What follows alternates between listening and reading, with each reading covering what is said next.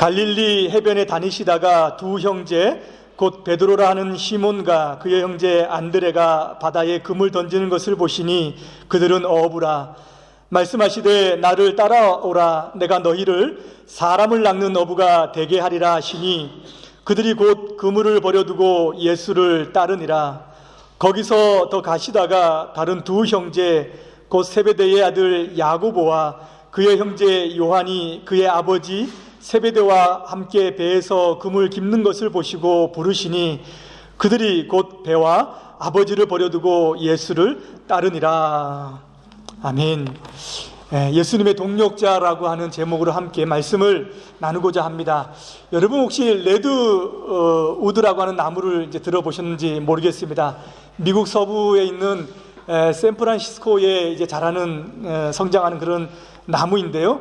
나무가 얼마나 크게 자라는지 100m 정도까지 이제 올라간다라고 합니다. 한번 쳐보세요. 굉장하죠.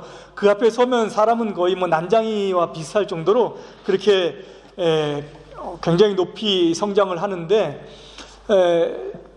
그 태평양에서 불어오는 그런 이제 그 습기, 안개 때문에 실제로 그 나무의 뿌리는 그렇게 깊지 않다고 해요. 한 3m 정도 이렇게 밖에 내리지 않는다고 합니다. 생각해 보세요. 한 100m가 되는 그런 나무가 3m 정도의 뿌리를 가지고 있다라고 하면 사실 좀 의아해 할 수 있습니다.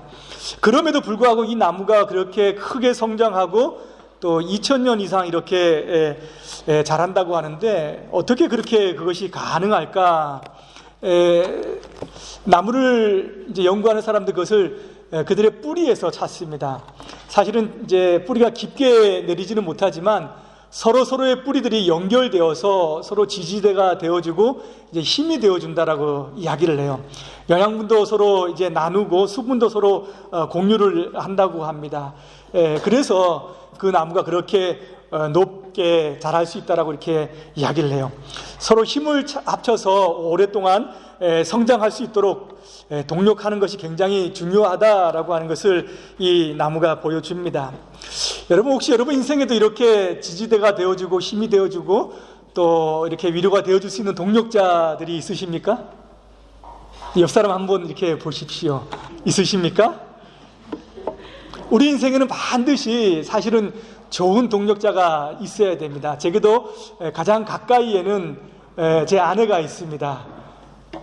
놀라셨죠? 별로 안 놀라시나요? 웬 아내 이야기?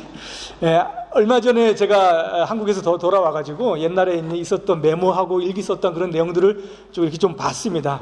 그러다가 신학교 1학년 때에 적은 글을 제가 봤는데 제가 1학년 때 결혼을 했어요.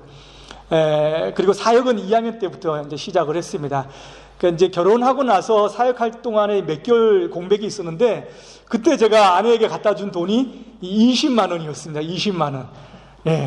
그때는 어떻게 이렇게 뻔뻔했는지 그 돈을 주면서도 미안한 줄 모르고 그냥 당연한 시 이렇게 줬던 것 같아요.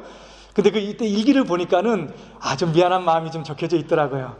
좀 미안하고 참 받아줘서 고맙다라고 하는 그런 마음이 그 일기 가운데에 있더라고요. 참 고마운 사람입니다. 제 인생 가운데에 이렇게 시기마다 중요한 시기마다 함께 이제 고민해주고 또 낙심하는 일이 있으면 옆에서 이제 위로가 되어주고 힘이 되어주는 이제 그런 사실은 동력자예요. 하나님께서 아담에게 하하를 주실 때 이런 동력자로 주셨습니다. 돕는 배필이라고 이렇게 얘기하지 않습니까? 그때 아담은 무슨 일을 했습니까? 세상을 다스리는 일을 했습니다. 많은 지혜가 필요하고 또 힘이 필요하고 또 그 아내가 아마 영감도 불어 넣어주고 또 위로가 되기도 했을 것입니다.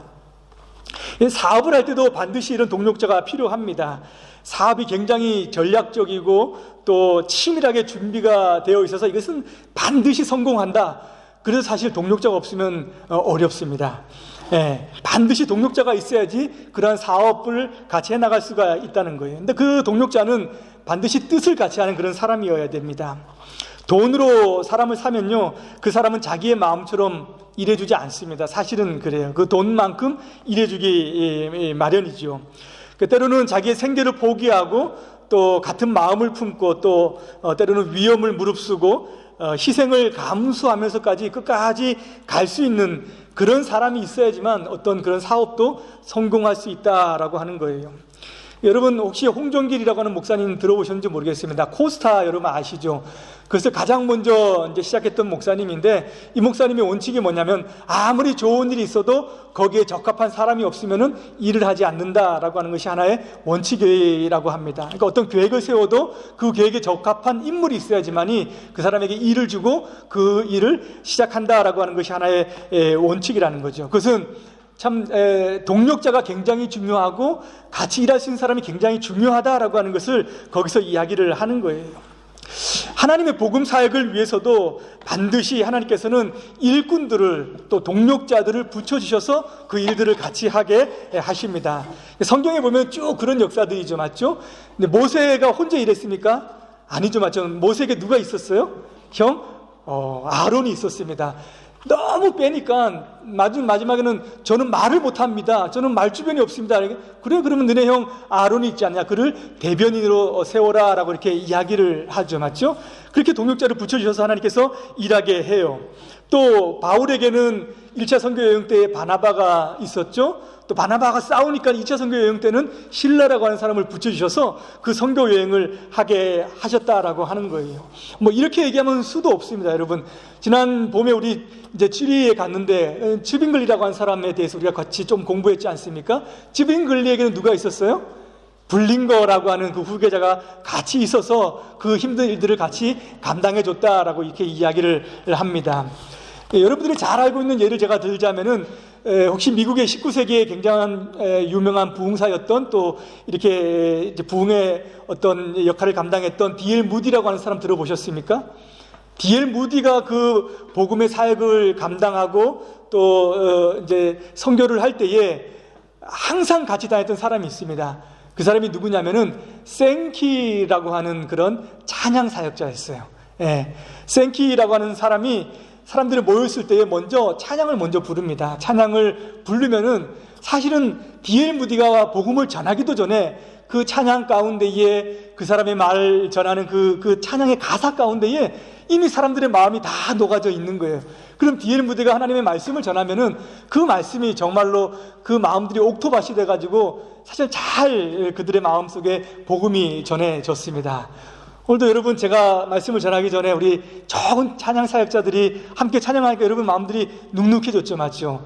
그러니까 얼마나 이것들이 같이 동력하는 데 있어가지고 중요한지 모릅니다. 이 생키라고 하는 사역자는 여러분 찬송가 보시면은 굉장히 많은 찬양들을 작곡하셨던 그런 분이에요. 가장 잘하는 찬양으로 어려운 일을 당할 때 나의 믿음 적으나 하면서 불렀던 찬양이 있죠. 이런 찬양이 모두 다 이런 생키라고 하는 분이 작곡했던 그런 찬양이라고 하는 겁니다. 근데요, 하나님의 복음 사역자가 되기 위해서 반드시 우리가 세상적인 기준을 갖춰야 될 필요는 없습니다. 말하자면 하나님의 위대한 복음의 사역, 하나님의 위대한 일들, 또 영혼을 건지는 일들을 하기 위해서 위대한 사람이 되어져야 될 필요는 꼭 없다라고 하는 거예요. 우리가 이제 들으면은 너무 어릴 때부터 위인전이라든지 이런 것들을 많이 들어서 정말 세상에서 훌륭한 일을 감당하는 사람들은 뭔가 특별한 사람들일 것이다라고 하는 생각이 많이 든다라고 하는 거예요.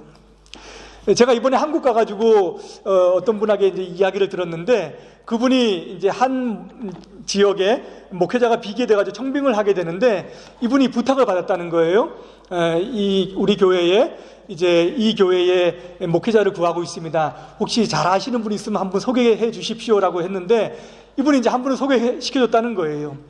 그런데 그 소개시켜 주신 분이 외국에서 유학을 하고 계시는 분이셨습니다. 근데 그랬더니 그 교회에서 뭐라고 얘기하냐면 저희들은 유학하신 목사님은 안 받습니다, 이렇게 얘기했다는 거예요. 사실 과거 같으면은 아니잖아요, 맞죠?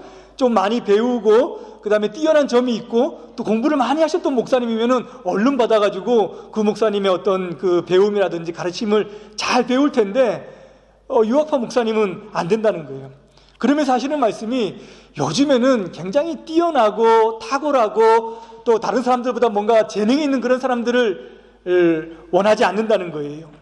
그저 예의를 지키고 또 어른들을 알아볼 줄 알고 또 아랫사람들을 잘 대해주고 관용하고 배려가 있는 그런 사람들과 함께 어울려서 이런 동력을 하는 것을 사람들이 원한다라고 이렇게 이야기를 들었습니다.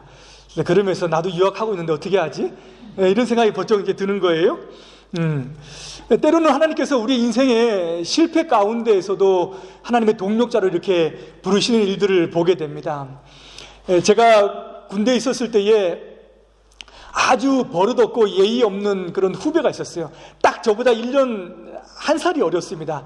근데 굉장히 깝죽거리고 저를 선배 대우를 안 해가지고 제가 이런 군기를 좀 잡아야겠다 싶어가지고 좀 이렇게 데리고 다니면서 좀 했는데 그것을 계기로 해가지고 굉장히 친해졌어요. 친해져가지고 군에 있는 동안 뭐 식사도 많이 하고 정말 제가 아끼는 그런 후배로 지내게 됐습니다. 또 어느 날 이제 주일날 저녁에 같이 밥을 먹고 월요일날은 이제 일주일을 시작해야 되니까는 저녁 먹고 헤어졌어요.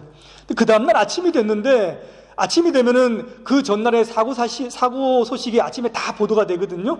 봤더니 사고가 나가지고 지금 병원에 있다는 거예요. 제가 깜짝 놀랐죠. 그래서 이제 확인을 해봤더니 저랑 헤어지고 난 다음에 이제 다른 분하고 만나가지고 이제 술을 마신 거예요. 술을 마시고 서로 술을 마시고 나가지고 그 차를 운전해서 가다가 사고가 났다는 거예요. 군대에서 음주운전 사고는 굉장히 큰 것이거든요. 뭐 사회에서도 마찬가지지만. 그래가지고 몸이 완전히 만신창이가 된 거죠. 병원의 병상에서 누워가지고 얼마 남지 않은 구생활 거기서 그냥 제대했습니다. 그리고 얼굴에는 많은 어떤 이런 이제 타박이나 이제 흉이 생겨가지고 제대하고 나서도 몇 년을 거쳐가지고 몇 번 성형수술을 이제 할 수밖에 없는 그런 상황이 되었다는 거예요. 그러니까 제가 볼 때는 너무 마음이 아픈 거예요. 야, 제 인생이 저기서 이제 끝나는 게 아닌가.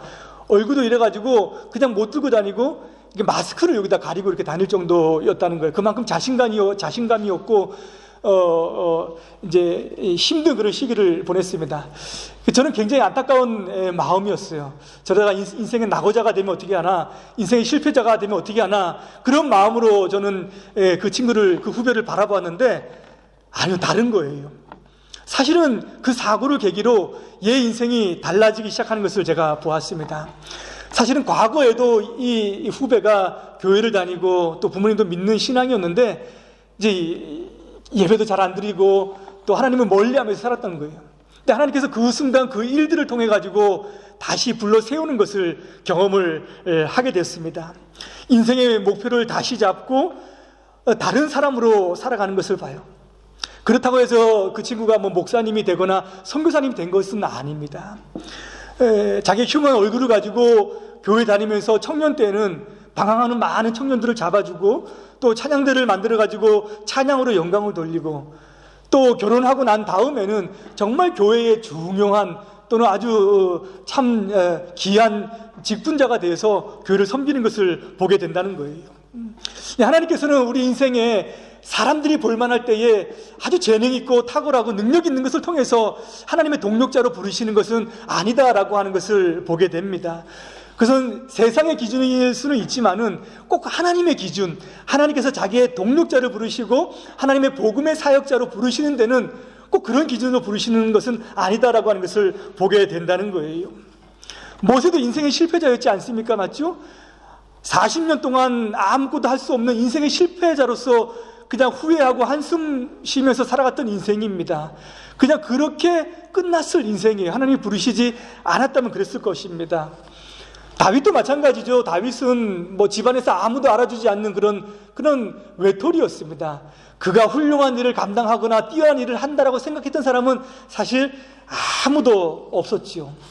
이 바울도 마찬가지였죠. 맞죠? 그는 교회의 핍박자로서 사람들을 죽이고 감옥에 가다 놓고 했던 그런 사람이었다라고 하는 거예요. 예수님께서도 그렇게 훌륭하고 저명한 사람들을 불러가지고 자기의 동력자로 삼지는 않았습니다. 오늘 본문을 보게 되면 예수님께서 자신의 동력자로 부르는 사람들이 나옵니다. 여러분, 누구를 예수님께서 부르시고 있는 거죠? 갈릴리에 있는 어부들을 지금 부르고 있다라고 하는 거예요. 예? 사실 예수님께서 제자들을 부르시는 것 자체가 그 당시 시각으로는 굉장히 독특한 겁니다. 당시에 어떤 스승이나 랍비도 자기의 제자들을 찾아가지고 나간 적은 없어요. 그렇게 사역을 한 적은 한 번도 없습니다. 모두 다 제자들이 자기를 가르칠 만한 스승이 누구인지 또는 자기가 배울 만한 사람이 누구인지 찾아가서 그 문화에서 배우는 것이 그 당시의 관례였다라고 하는 거예요. 근데 예수님은 친히 자기가 배울 사람들, 자기가 함께 일할 사람들을 찾아 나섰다라고 하는 거예요. 그러면 굉장히 기대되죠, 맞죠? 도대체 하나님께서 천국 복음의 일을 하시는데 어떤 사람을 골라서 어떤 사람을 찾아서 자신의 동력자로 복음의 사역자로 부르실까? 굉장히 기대감을 가지는데 오늘 보면은 우리의 기대와는 좀 다른 인물들이 나온다는 거죠. 만약에 여러분들이라면 어떤 사람들을 일을 하는 데 있어가지고 동력자로 부르시겠습니까? 어떤 사람을 불러가지고 자기의 사업 파트너나 아니면 인생의 가장 중요한 일들을 나누는 파트너로 여러분 삼겠습니까? 어떤 사람을 찾아가시겠어요? 네, 떠난 사람은 떠나버리고 잊어버려야 됩니다. 이런 사람들은 뭐 많이 배운 사람 또는 뭐 성품이 좋은 사람 또는 책임감이 있는 사람 또는 어떤 사람 외모가 출중한 사람 또는 뭐 배려가 있는 사람 또는 가까이 있는 사람, 우리가 잘 아는 사람, 인생의 경험이 많은 사람, 뭐 이런 사람들이 여러분 사실 우리가 고르는 사람들의 그런 범위 안에 들어갈 것입니다. 여러분 생각해 보세요. 예. 근데 예수님께서는 이런 기준에는 정말 들어맞기가 어려운 그런 사람들을 부르셨다라고 하는 거예요. 예수님께서는 완전히 사람들의 기대와는 다른 갈릴리에 있는 시골에 있는 그런 어부들을 예수님께서는 부르셨습니다. 여러분 왜 어부들을 부르셨을까요? 사실 성경에는 명확하게 이런 말씀을 해주시지는 않아요. 내가 이런 이유로 이 어부들을 불렀다라고 말씀은 하지 않죠. 근데 분명한 것은 이들은 사회적으로 큰 영향력을 미친 사람들은 아니었습니다. 또는 쓸모가 있는 그런 사람들은 아니었어요. 예수님께서 큰 배를 사가지고 이제 고기잡이를 한다. 그러면 딱 맞죠. 그러면 이 사람들 불렀으면은 아주 좋은 사람들 선택했다 이런 생각이 들 건데 예수님은 지금 바닷가에 나가서 배를 사가지고 고기잡이를 하려고 하는 것이 아니잖아, 맞죠? 예. 근데 이제 복음의 사역을 하는데 그런데 이 사람들을 불렀다라고 하는 거예요. 많이 배우거나 좋은 소양을 갖춘 사람들이 아니었습니다. 과거에나 지금이나 이 어부라고 하는 직업은 사실은 굉장히 극한 직업입니다. 굉장히 힘든 일을 하기 때문에 사람들이 굉장히 거칠어요. 예, 그리고 다루기도 굉장히 어렵습니다. 사람의 특성이 사실은 그 직업 속에서 잘 나타나기 때문이죠. 그럼에도 불구하고 예수님께서 이런 자들을 부르셔서 천국의 백성, 천국의 복음을 전파하고 그런 하나님의 나라를 확장하는 일에 자기의 동력자로 부르신 이유가 무엇일까라고 하는 거예요. 그것은 예수님께서 전하시는 천국의 복음이 세상의 복음과 다르기 때문이에요. 여러분 제가 몇 번 말씀을 드렸습니다. 여러분 복음이라고 하는 단어는 유앙겔리온이라고 하는 단어입니다. 이 단어가 어디에서 왔습니까? 이 단어는 당시에 로마 군대에서 온 그런 단어입니다. 로마 군대가 나가서 싸우면은 분명히 그 부대는 승리하게 되어 있어요. 이긴다는 거예요. 그러면은 그 승전보를 알리기 위해서 한 사람이 그 속에서 먼저 뛰어나와서 로마시에 알리게 되어져 있습니다. 여러분 마라톤이라고 하는 경기 아시죠? 맞죠? 마라톤이 어디서 나왔습니까? 아테네하고 페르시아에서 싸움에서 아테네가 이겼죠. 맞죠? 1만의 그런 군대하고 10만의 군대하고 싸웠는데 이 아테네 1만의 군대가 이긴 거예요. 굉장한 승전보입니다. 이것을 알리기 위해서 한 병사가 40km가 되는 그런 거리를 뛰어가가지고 거기서 우리가 이겼다라고 하는 것을 외치고 그 사람은 죽은 거죠. 맞죠? 그래서 뭐 그것을 기리기 위해서 마라톤이 시작되었다라고 사람들은 이제 이야기하지 않습니까? 이런 것이 그 당시에 전투에 있었던 하나의 그 관례였다라고 하는 거예요. 나가서 싸우면은 반드시 이겼다라고 하는 것을 기다리고 있는 사람들 또는 듣기를 원하는 사람들에게 알려주는 것이 바로 좋은 소식, 복음, 그 다음에 유앙겔리온이라고 하는 그 단어 속에 포함되어져 있는 것입니다. 유앙겔리온 그러면은 우리가 또 이겼다라고 하는 거예요. 또 로마 군대가 이겼다라고 하는 그런 소식을 로마 시민들에게 알려주는 것이었습니다. 근데 이 소식은, 이런 단어는 그 식민지로 살고 있는 이스라엘 백성들에게는 별로 좋은 단어 아니죠, 맞죠? 이스라엘 백성들은 그 당시에 로마의 식민지 하에 살았습니다. 정치적으로도 굉장히 암울하고 경제적으로도 굉장히 암울해요. 자기들이 벌어가지고 난 모든 세금을 어디다 바칩니까? 로마에다 바치고 로마가 번영하는데 자기의 모든 힘들이 다 들어가는 거예요. 기쁠 리가 없는 거죠, 맞죠? 그 다음에 종교적으로도 굉장히 힘든 시대를 살았던 것이 바로 그 시간이었다라고 하는 거예요. 그렇다면 이스라엘 백성들에게 그들이 원했던, 그 암울한 시기에 원했던 복음이라고 하는 것이 어떤 것일까요? 그들에게 복음은 우리가 로마를 이겼다라고 하는 거 아니겠습니까? 우리를 지배하고 있는 이 로마의 압제에서 우리가 이겼다라고 하는 소식을 한 번 정도는 듣고 싶은 거예요. 로마를 완전히 전복시키지는 못해도 로마의 어떤 작은 무리라도, 또는 작은 전투라도 해가지고 이겼으면 좋겠다라고 하는 그 소원이 사실은 그 단어 가운데, 이 복음 가운데 들려져 있었다라고 하는 겁니다.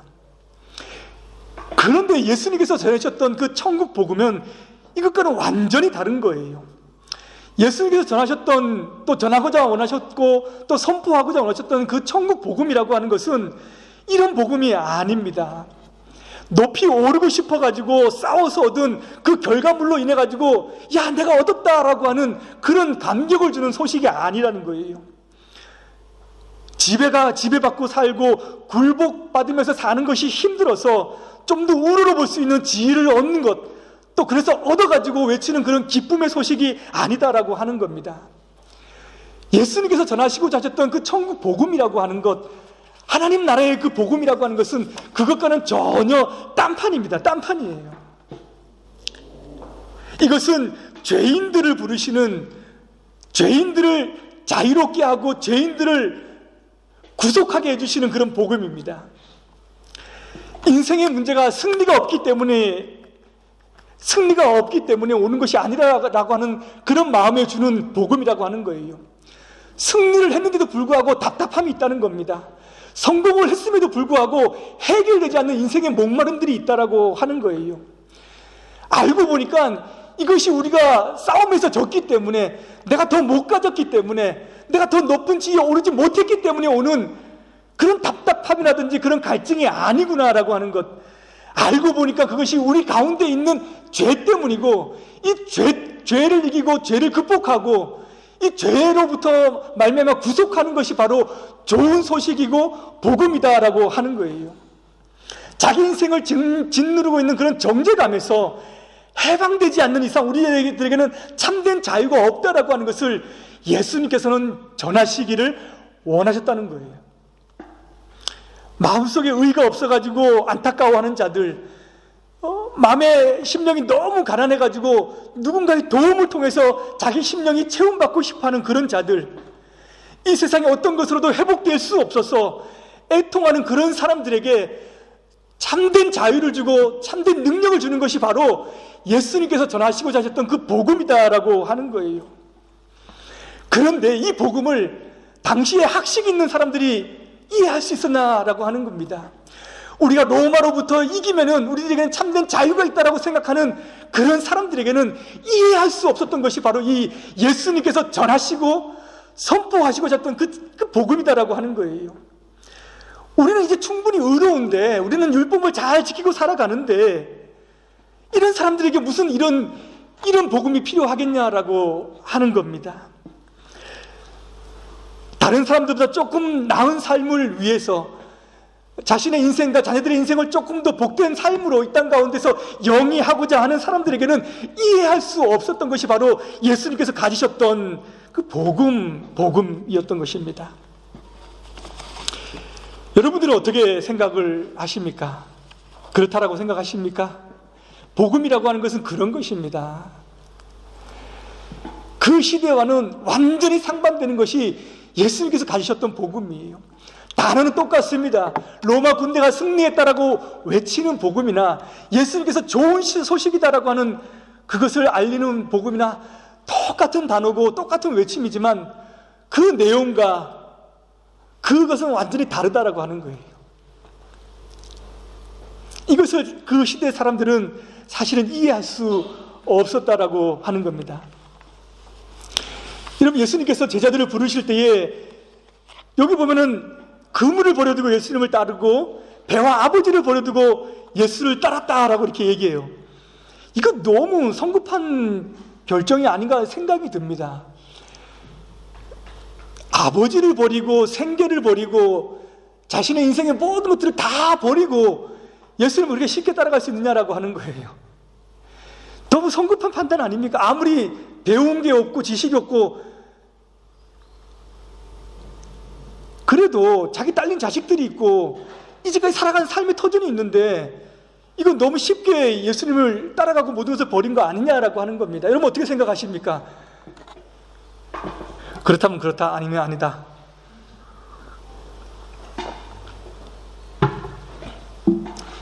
그 여러분께 묻어봐야 됩니다. 여러분은 무엇 때문에 예수님을 따르시고 무엇 때문에 예수님의 동력자가 되려고 하십니까? 이들은 바로 그 주님 안에서 이것을 보았기 때문이에요. 오늘 간단하게 나와 있는 이 말씀에 보면은 이들은 너무 성급하게 너무 쉽게 판단해서 예수님을 따른 것처럼 보입니다. 근데 누가복음 5장에 보면은 예수님께서 베드로를 부르시는 장면이 조금 더 자세하게 소개되어져 있습니다. 베드로가 밤새도록 고기를 잡죠. 허탕을 치고 난 다음에 아침에 빈손으로 돌아왔습니다. 아주 그냥 힘들고 고되고, 여러분 혹시 그 해안가에 가가지고 밤새도록 불빛이 켜 있는 그런 배들을 보셨습니까? 그 동해 안에서 불빛이 반짝이면서 이렇게 밤새도록 떠도는 배들은 그건 오징어 배입니다. 오징어 배. 예. 오징어는 불빛을 보고 이제 모이거든요. 근데 그것을 그냥 먹고 사는데 밤새도록 그것을 했는데 허탕이에요. 아무것도 한 마리도 못 잡았습니다. 너무 어렵고 힘들죠. 지치고 그냥 모든 것이 싫은 그런 순간입니다. 근데 예수님께서 오셔가지고 깊은 바다에 가서 그물을 내리라라고 말씀을 합니다. 예수님은 직업이 뭐세요? 예수님 목수입니다. 목수. 아니 목수가 어떻게 어부한테 와가지고 훈수를 듣냔 말이에요. 이것은 받아들이기 좀 어렵습니다. 엔지니어가 와가지고 저한테 성경을 가르쳐준다 그러면 저 좀 기분이 상할 것 같아요. 네. 아니 본인 하시는 일이나 좀 잘하시지 무슨 나한테 와가지고. 이 갈릴리 바다에서는 이 사람들만큼 전문가가 없습니다. 물때를 알고요, 자연을 알고 이 기후를 알고 그래서 나가는 거거든요. 근데 와가지고 아침에 와서 깊은 데로 가서 이렇게 다시 그물을 내려놓으라고 이야기합니다. 예수님께서는 베드로는 그 말에 순종을 했습니다. 근데 정말 그물이 찢어질 정도로 큰 수확을 얻었다라고 하는 거예요. 이때 베드로가 뭐라고 이야기합니까? 주여 떠나소서 나는 죄인으로소이다 라고 고백을 합니다. 아니 베드로가 무슨 죄를 졌습니까? 말을 안 들었어요? 말 들었잖아요. 그럼 고기가 뭐 예수님 겁니까? 예수님 거죠. 예수님 창조자시니까는. 그거 가져왔다고 그러는 건 그 죄인입니까? 왜 죄인이라고 이렇게 이야기하냐라고 하는 겁니다. 무슨 죄를 지었습니까? 순종했고 그 순간 불평했기 때문에 자기 속에 있는 아주 거짓말이 불평했던 마음이 들켰기 때문에 제가 죄인이라고 얘기했을까요? 아니죠. 예수님 앞에서 예수님과 자기만이 볼 수 있는 그런 영적인 변화를 그 순간 감지를 한 겁니다. 이분은 내 인생 가운데에 그저 평범한 사람으로 와가지고 나한테 나타나신 분이 아니구나라고 하는 것을 자기 마음 가운데에 급하게 깨달아졌던 거예요. 이분이 우리가 기다렸던 메시아가 아닌가라고 하는 그런 마음이 그 마음 가운데 들어왔기 때문에 예수님을 쫓은 것입니다. 안드레도 마찬가지예요. 그는 세례 요한의 제자였습니다. 근데 세례 요한이 보라 세상 죄를 지고 가는 하나님의 어린 양이다 이렇게 얘기해요. 가르쳐주고 그 예수님을 따라갔더니 예수님께서 몇 마디 하시는데 그 마음 가운데 이분이 메시아다라고 하는 그런 확신이 있었기 때문에 그런 영적인 변화들이 자기 마음 가운데 감지가 되었기 때문에 지금 예수님을 따라갔던 거예요. 자, 영적인 변화 이렇게 얘기하면은 사람들이 영적인 체험과 이렇게 혼동하는 그런 경우가 있습니다. 뭐 기도를 하거나 기도를 하면서 방언을 하고 또는 다른 은사를 받고 무슨 환상을 보고 그래야지만 이제 어떤 영적인 변화가 나한테 있다라고 이렇게 생각을 해요. 근데 아닙니다. 제가 어렸을 때 이런 영적인 많은 체험을 하신 분들 가운데에서 지금 교회를 따라서 사시는 분들이 굉장히 많다라고 하는 거예요. 영적인 변화와 영적인 체험을 이렇게 오해해서는 안 되는 것입니다. 영적인 변화라고 하는 것은 주님을 아는 거예요. 주님을 아는 것입니다. 자기 인생이 한 번에 바뀌는 경험이든 아니면 천천히 알아가는 그런 경험이든 예수님이 누구이신가라고 하는 것을 마음속에 아는 거예요. 예수님께서는 12명의 제자들이 있었지만 모두 다 예수님을 알고 예수님의 동력자가 되었던 것은 아닙니다. 그 가운데 누가 있었습니까? 예수님을 팔아먹었던 가룟 유다가 있었어요.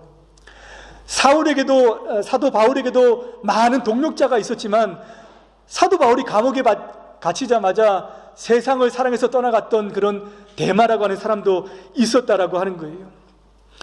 똑같은 성경을 가지고 비슷한 십자가를 걸어놓고 예배를 드리고 기도를 한다고 해가지고 같은 주님의 동력자가 여러분 아닙니다. 예수님께서 지금 오시면은 통일교회 문선명 그 사람에게 나의 좋은 동력자야 이렇게 얘기하겠습니까? 지금 있는 신천지를 보고 거기 있는 이만이나 그것을 추종하는 사람들을 보고 나의 참 좋은 동력자야 나의 제자다라고 이렇게 이야기하겠습니까? 아니죠, 맞죠? 그렇게 얘기하지 않는다라고 하는 거예요. 예수님이 하나님의 아들이시고 유일한 구원자이시고 또 우리의 중보자가 되어서 교회 머리로 계시는 분임을 이들은 모르고 있습니다. 주님을 아는 것, 이것이 내 마음 가운데에 감지가 되고 이 마음 가운데 변화가 된다면 그것이 바로 영적인 변화인 거예요.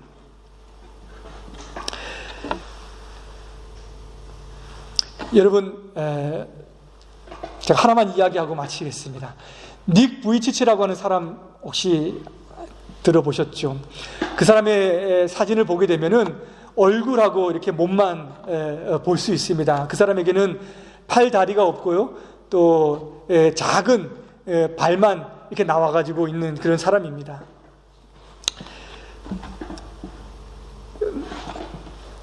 그렇게 살아가지만 지금 현재 이 사람은 전 세계를 다니면서 사실은 많은 사람들에게 용기와 이렇게 희망을 주죠. 이분은 목사님도 아니고 또는 그렇다고 해서 선교사님도 아니고 전도자도 아닙니다. 그저 요청이 있는 곳에 또는 자기가 가고 싶은 곳에 가서 자기의 이야기를 하고 삶에 지쳐있고 힘들어 있는 사람들, 낙심하고 있는 사람들에게 자기의 이야기를 그냥 한다라고 하는 거예요. 아마 1910년도에 한국에도 왔을 것입니다. 그때 인터뷰했던 내용을 제가 한 기사를 제가 보았던 기억이 있어요. 자기 인생 가운데 가장 큰 힘이 되었던 것이 무엇이냐라고 하는 질문에 그 사람이 이렇게 얘기합니다. 자기 자신은 요한복음 9장에 있는 그런 이야기를 보았다라고 하는 거예요. 예수님께서 앞을 보지 못하는 그런 소경에게 제자들이 이렇게 묻습니다. 누구의 죄 때문에 이 소경이 앞을 보지 못합니까? 예수님께서는 뭐라고 대답을 하십니까? 이는 다른 사람들의 죄로 인한 것이 아니라 하나님의 하시고자 하시는 일을 나타내기 위함이다 라고 이렇게 대답을 하시는 거예요. 이 말씀을 읽으면서 큰 감동을 받았고 또 자신의 삶의 희망이 솟아나는 것을 이렇게 경험했다라고 해요. 지금도 자기 자신이 가장 아끼는 물건이 무엇이냐라고 이렇게 이야기를 한다면 이 사람은 자기 자신에게 자신감과 또 희망과 생명력을 주는 성경, 이것을 가장 자기 자신은 아낀다라고 해요. 내 인생 가운데에 나에게 자존감을 주고 나를 희망이 있게 하고 나에게 생명력을 주는 것은 하나님을 아는 것 안에 있기 때문이다 라고 이렇게 대답을 하는 것을 제가 보았습니다. 닉 부이치치라고 하는 사람이 자신의 장애를 극복했기 때문에 제가 소개하는 것이 아니고 그 사람이 뭐 큰 일을 하기 때문에 제가 이분이 이런 사람이 주님의 동력자입니다라고 제가 이야기하고 싶은 생각도 없습니다. 어려운 삶 가운데에서 희망을 가지고 살아가기 때문에 이 사람을 보십시오라고 하는 그런 마음을 제가 가지고 소개하고 싶지도 않습니다. 단 한 가지 제가 알리고 싶은 것이 있다면은 이 사람이 예수님을 알기 때문이에요. 이 사람이 예수님을 알기 때문입니다. 예수라고 하는 사람이 참 인생 가운데에 희망을 주는 사람이다라고 하는 거예요. 이 예수라고 하는 사람이 전했던 그 복음만이 우리 인생과 우리 영혼에게 참된 자유와 소망을 주는다라고 하는 것을 이 사람이 알기 때문입니다. 그것 안에 인생의 가치가 있다라고 하는 것을 이 사람이 발견했기 때문에 또 예수님께서는 그런 자를 찾으시며 또 찾기 위해서 이 땅에 오셨다라고 하는 것을 알기 때문에 이 사람이 죽을 주님의 일꾼이 되어서 지금 일하고 있다라고 하는 것을 제가 이야기하고 싶은 것입니다. 여러분, 주님의 좋은 동력자가 되어 주십시오. 여러분의 좋은 어떤 스펙이나 여러분의 좋은 조건이나 인생에 밟고 있는 그런 것들이 그런 예수님의 좋은 동력자의 조건이 되는 것 절대 아닙니다. 여러분이 주님을 조금이라도 알고 또 조금이라도 경험해 보았다면 우리 모두는, 여러분들은 주님의 동력자가 될 준비가 사실은 되어져 있다라고 하는 거예요. 주님께서는 여러분들을 실망시키지 아니하고 또 너무 많은 기대를 가지고 가시지도 않습니다.